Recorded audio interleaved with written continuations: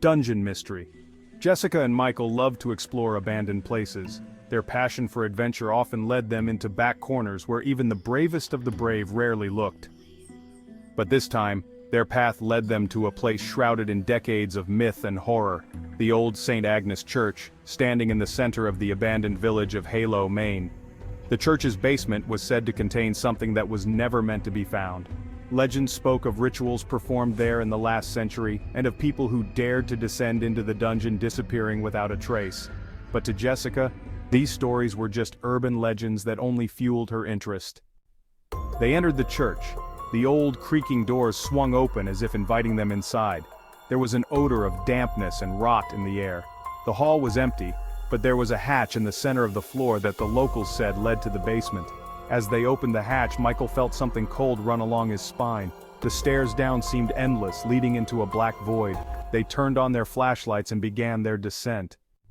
The basement was huge. The heavy air permeated every movement, and the walls were covered with strange symbols scratched out with what appeared to be claws.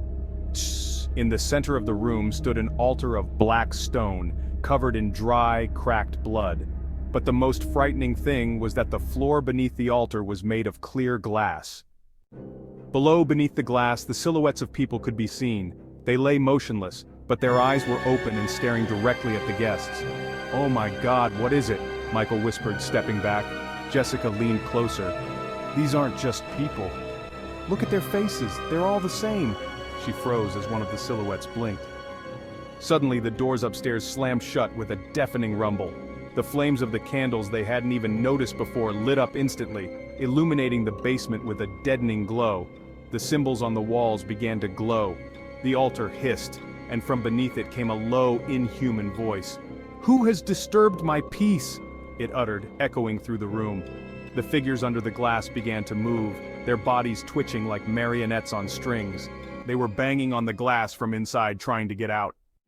Michael grabbed Jessica's hand. "We have to get out of here." But the door they had come down through was gone, leaving only a bare wall. "You have come for the truth," whispered a voice, now sounding right behind them. They turned around, and before them stood something that could not be described in words. It looked like a mixture of shadows, eyes, and hands reaching for them. Jessica's scream echoed through the basement, but no one that night heard it. No one saw them again, and St. Agnes Church soon disappeared from all maps as if it had never existed.